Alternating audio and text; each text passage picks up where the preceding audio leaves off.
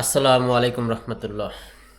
সুপ্রিয় দর্শক, তো আজকে এক জায়গায় ভিডিও শ্যুট করতে গেছিলাম। তো করলার জমিতে আমরা খ্যার বিছাবো। তো খ্যারের ভিডিও করেছি, কিন্তু আমি আজকে সময়ের অভাবে ভিডিওটি এডিট করতে পারিনি।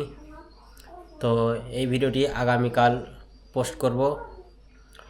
আর এই মুহূর্তে এখন আমি যে ভিডিওটি বানাচ্ছি, যে বিষয়ে কথা বলছি, এই ভিডিওটি আমি আজকে আপলোড করব।